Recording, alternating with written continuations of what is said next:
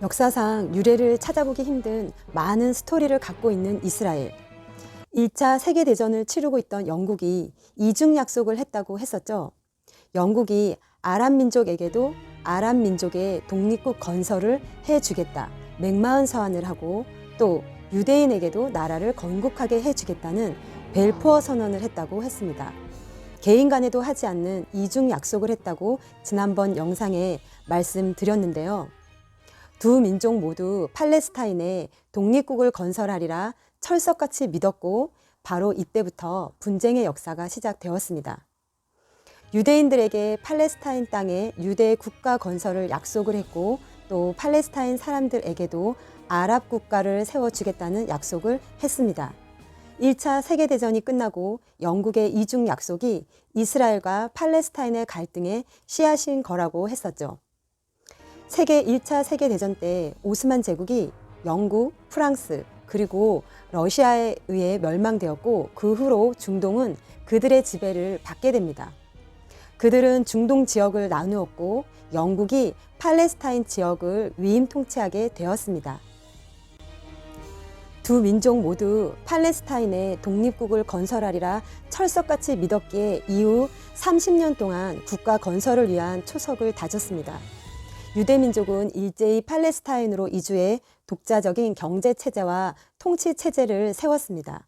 그리고 1939년 제2차 세계대전이 발발합니다. 전쟁 중 나치 정권은 유럽에 있는 유대인 공동체를 말살하려는 계획, 즉 홀로코스트를 통해 히틀러는 600만에 달하는 유대인을 학살했습니다. 전 세계에 흩어진 유대인들을 디아스포라라고 하죠. 그들은 우리가 이제 이대로는 살 수 없겠구나. 결국 우리가 살 수 있는 길은 우리의 국가를 세우는 것밖에는 없다라는 그 결론을 내리게 됩니다. 이것이 바로 시오니즘입니다. 이로 인해 시오니즘 운동은 급격히 발전합니다. 아이러니하게도 유대인들에게는 너무도 치욕스럽고 고통 자체인 홀로코스트를 통해서 유대인들은 약속의 땅 가나안으로 다시금 돌아가야겠다는 굳은 결심과 행동을 하게 됩니다. 영국은 두 민족의 대립을 중재해 보려고 필사적으로 노력하다가 결국 1947년 팔레스타인 문제를 유엔에 넘겨버립니다.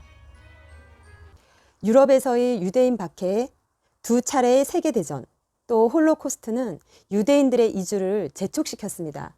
참고로 홀로코스트에 대해서는 제 영상을 보시면 사진과 함께 여러 가지 자료가 자세히 나와 있습니다. 이렇게 이스라엘 땅은 당시 세계 곳곳에서 핍박받는 유대인 난민들을 지켜주게 되었습니다.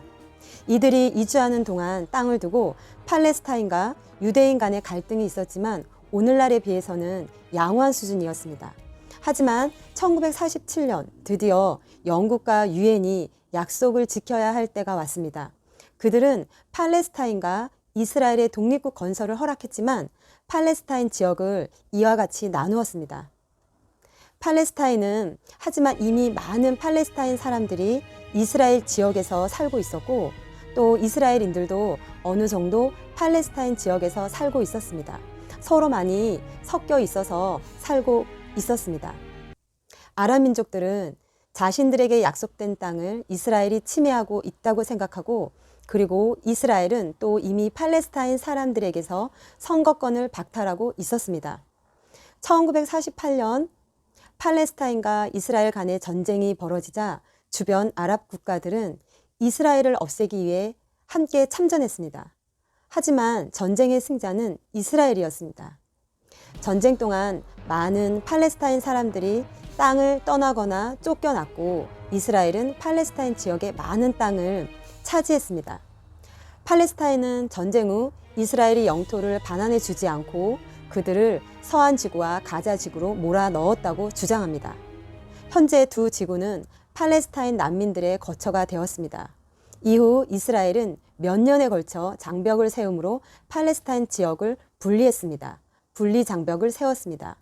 이후 셀 수 없을 정도로 많은 사건과 무력 충돌이 일어났지만 이 모든 일의 주요 원인은 대개 다음과 같습니다. 과격한 팔레스타인 단체, 하마스 같은 또는 주변 아랍국들이 영토를 되찾기 위해 이스라엘 민족의 박멸을 위해 무력을 동원합니다.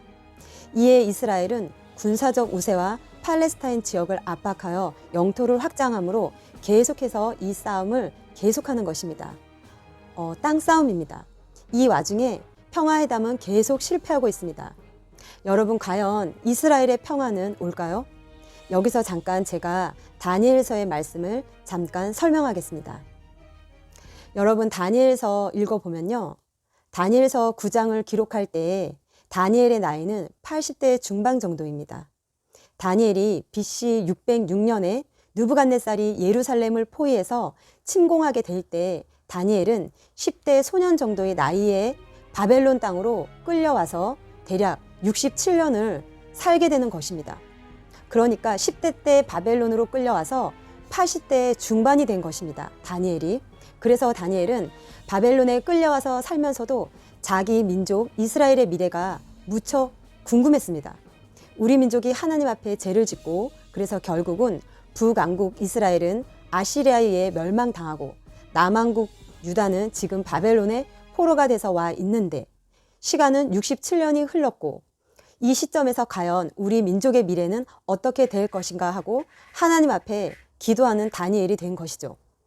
그런 가운데 다니엘서 9장 2절에 보면 곧 그 통치 원년에 나 다니엘이 책을 통해 여호와께서 말씀으로 선지자 예레미야에게 알려주신 그 연수를 깨달았나니 곧 예루살렘의 황폐함이 70년 만에 그치리라 하신 것이니라. 그래서 다니엘이 예레미야서를 읽다가 이 포로 생활이 70년 만에 그치리라는 것을 깨닫게 됩니다. 그래서 다니엘은 이제 67년이 지났으니 이제 3년만 있으면 돌아가겠구나 알게 되는 것입니다.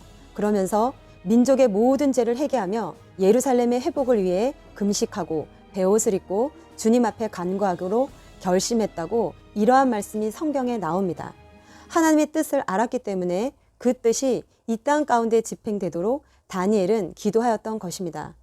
마찬가지로 우리도 다니엘처럼 성경을 보고 깨닫고 기도를 해야 되는데요.